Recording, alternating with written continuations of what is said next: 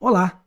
No vídeo de hoje nós abordaremos a manipulação do response no DateSnap REST, dando continuidade aí ao curso Criando Backends Nativos com Delphi.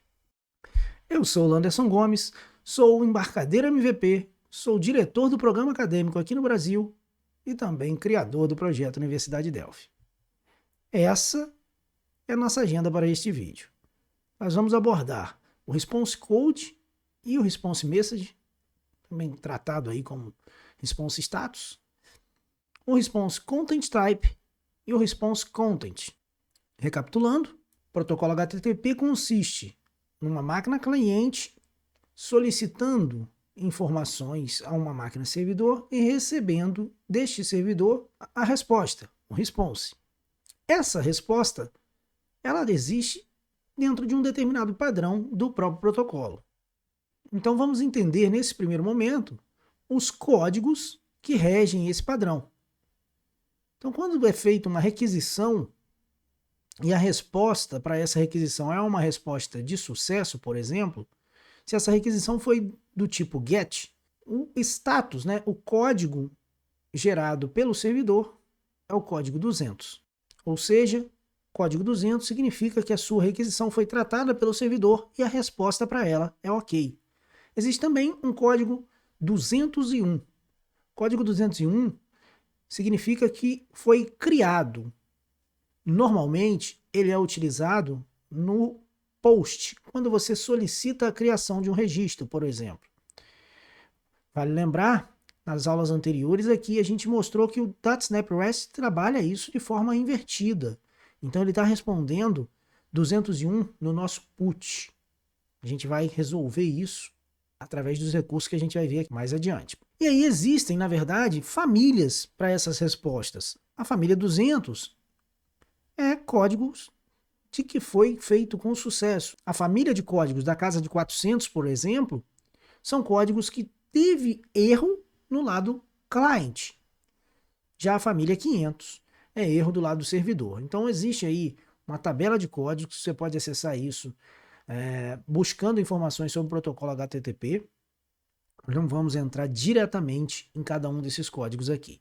O que precisa ficar muito claro é que através desses códigos por si só, já se é capaz de passar muita informação para o desenvolvedor que está captando a resposta lá do outro lado, no lado client aí da nossa aplicação servidora. O Response Content Type nada mais é do que você ter a capacidade ou a possibilidade de definir o tipo de resposta que está sendo enviado. Então, você ao definir o Content Type, você já está dizendo para o desenvolvedor do lado client que a resposta que você enviou é daquele formato. E aí ele deve se preparar para receber assim.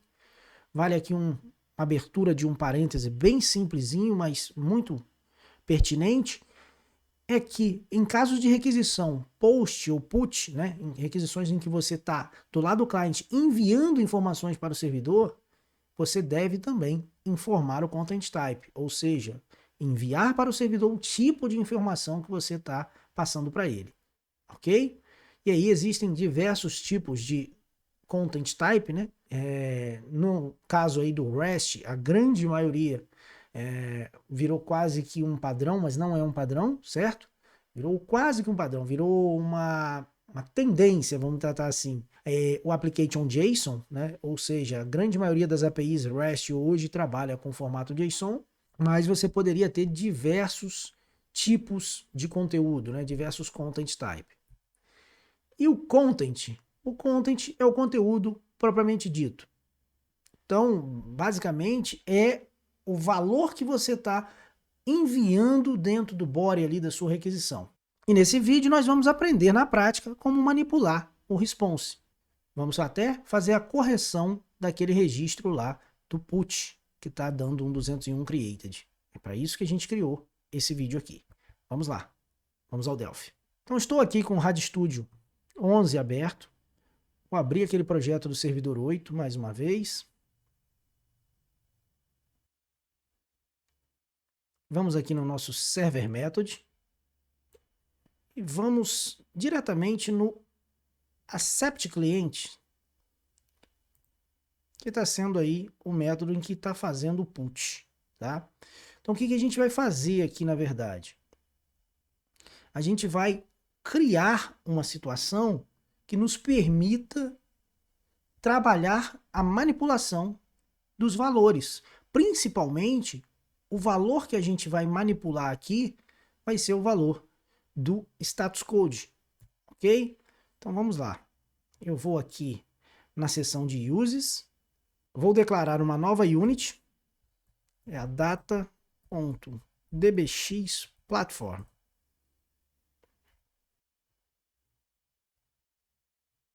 Com essa unit, a gente passa agora a poder trabalhar da seguinte forma: get invocation metadata, e aqui eu tenho ó, response code, que é exatamente o nosso status code, né? O response message e o content type, enfim. Eu posso, a partir de agora, manipular essas propriedades e daí seguir com a minha aplicação. Então eu consigo, com esse recurso, corrigir a falha que é gerada através dessa troca de métodos que o DutSnap acabou fazendo. Tá ok? Então a gente vai fazer isso aqui agora. Já que eu já sei que eu consigo manipular, a gente vai fazer o seguinte: pegar aqui nosso código e vamos na parte em que a coisa está acontecendo, né? Então aqui eu estou recebendo o result, se der certo, né? E vamos seguir por aqui, ó. Get invocation metadata ponto response code. Ao invés de 201 no put, eu quero um código 200, que é, conforme nós vimos lá nos slides, ok. Get invocation metadata ponto response content, ou seja, o conteúdo da resposta, e eu vou passar essa manipulação aqui também do conteúdo. Os mais atentos devem ter percebido que o DateSnap gera aí um retorno que a gente chama de um JSON sujo, né? Um termo aí que a gente coloca o sujo ali meio que entre aspas, porque ele traz o result e traria parâmetros de saída também. Eu vou deixar aqui na descrição desse vídeo um link para um artigo do Kelver, no qual ele trata essa manipulação. Ele consegue ali limpar esse retorno, isso com 2 linhazinhas de código. O que a gente vai fazer aqui?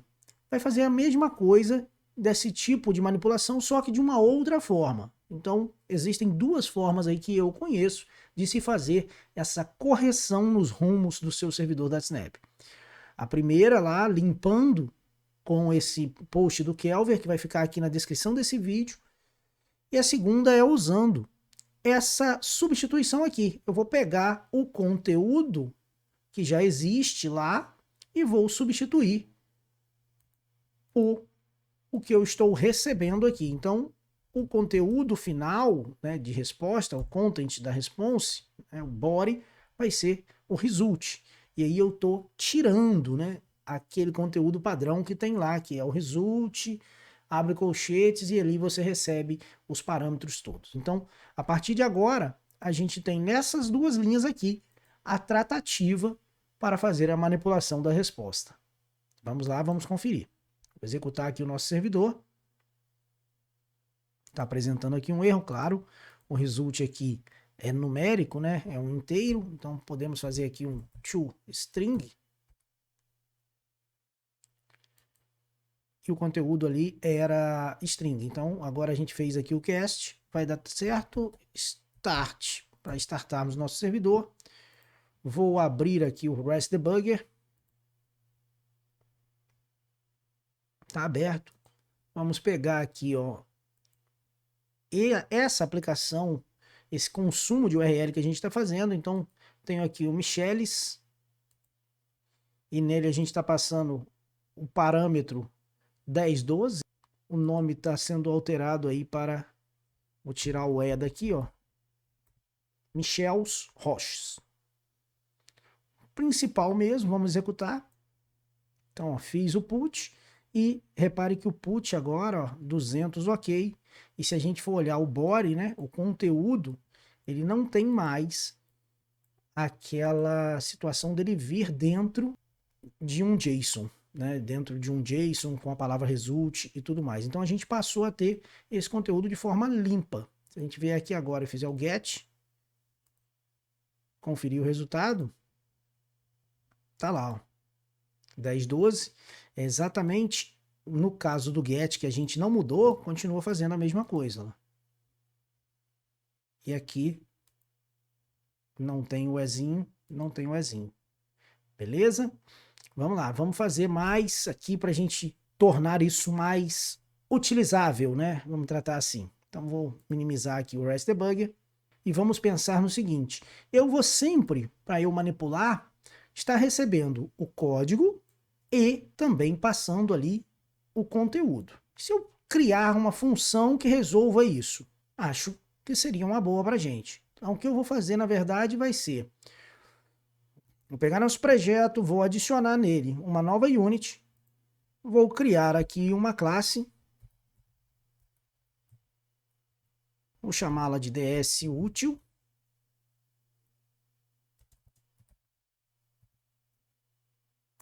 E nessa nossa classe eu vou adicionar uma class procedure. Então eu vou vir aqui na parte pública. Class procedure é aí um conceito de class method. Eu vou aproveitar e deixar aqui em cima nos cards uma aula em que eu falo sobre class methods, ok? Então vou criar aqui uma class procedure que eu vou chamá-la de response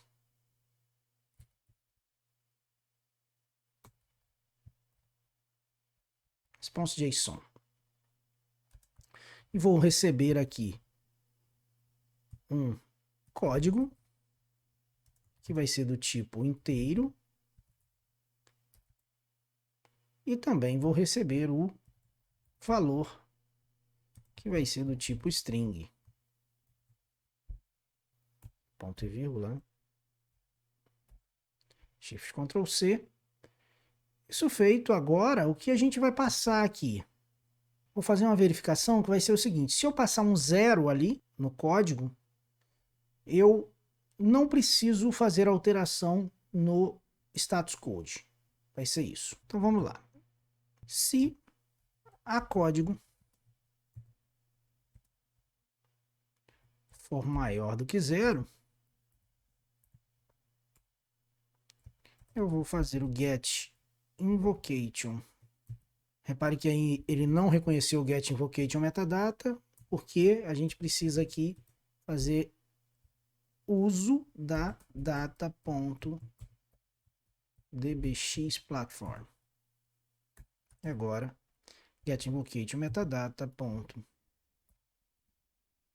response code recebe a código.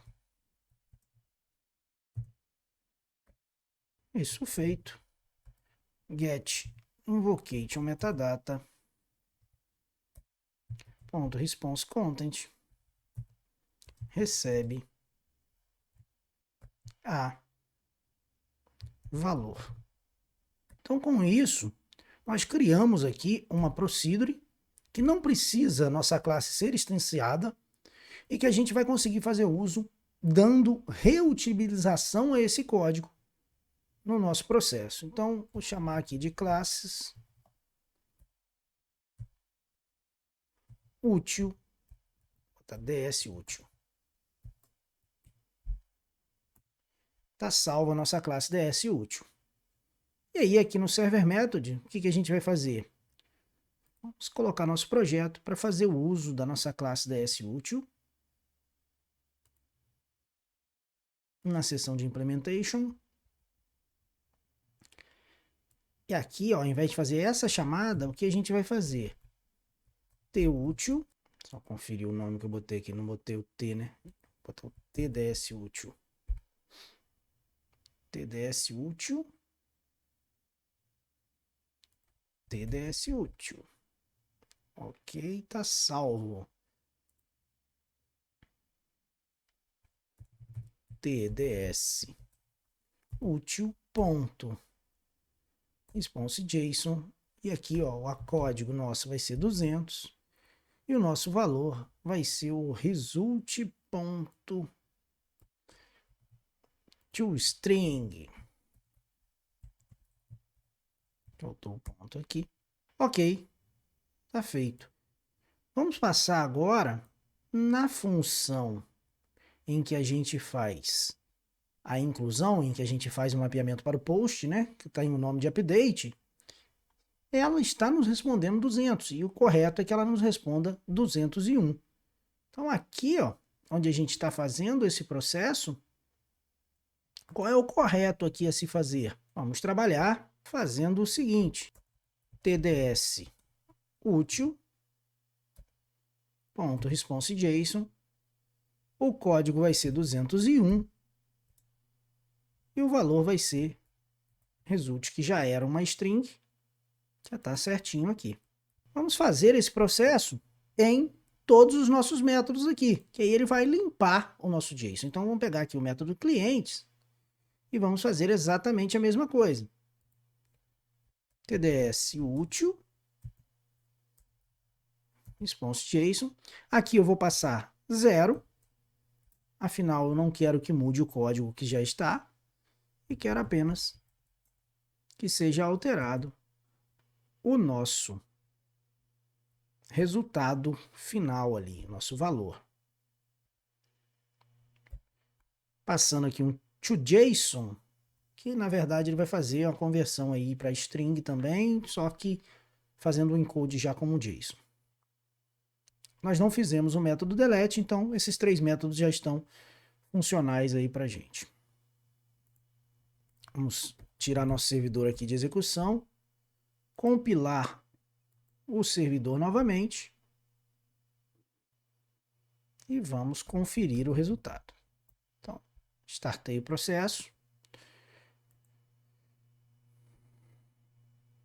Vamos fazer a alteração aqui no put. Então aqui o nome correto é Michele Roche. Vamos executar. Executado, uma linha alterada. Vamos conferir no get agora. Ok. O body, repare que saiu aqui o result, né? A gente ficou somente com o JSON array de um elemento. Ao colocar esse dado tabulado, ficaria sendo exibido dessa forma. E agora vamos conferir como ficaria o post. Então eu tenho aqui um post para fazer, vamos lá. Vou inserir um registro. Vai ser a Márcia Cristina, também do programa acadêmico. E repare que aqui ela vai ter que dar agora um 201 created. Então, ó, 201 created. O resultado é o número de registro aqui, o ID desse registro que foi inserido. Então, se a gente vier aqui agora e fizer um get e botar aqui /1020, repare que ele já trouxe aqui o registro da Márcia que acabou de ser inserido. Então, vamos só dar uma recapitulada rápida aqui no que nós fizemos. Nós criamos um class method capaz de manipular o response code e também o response content. E usamos esse nosso class method para limpar o nosso JSON de retorno ao longo de toda a nossa aplicação. Então, basicamente, o que a gente faria quando você vier trazer essa sua aplicação para um cenário aí de mais produção, né? Vamos tratar assim. Sempre você vai dar essa resposta aqui. Que aí o JSON já vai vir limpinho, pronto para interoperabilidade entre outras linguagens. Ok? Então, nessa nossa manipulação, o principal foco dela é o conceito do response code, principalmente para tornar verdadeira a informação do 201 created, que é associado ao post. Então é isso, pessoal. Espero que você tenha curtido esse vídeo. Deixe aí o seu joinha, compartilhe para chegar em mais e mais pessoas essa forma aqui de manipular o content do DataSnap REST. Até já, vejo você num próximo vídeo.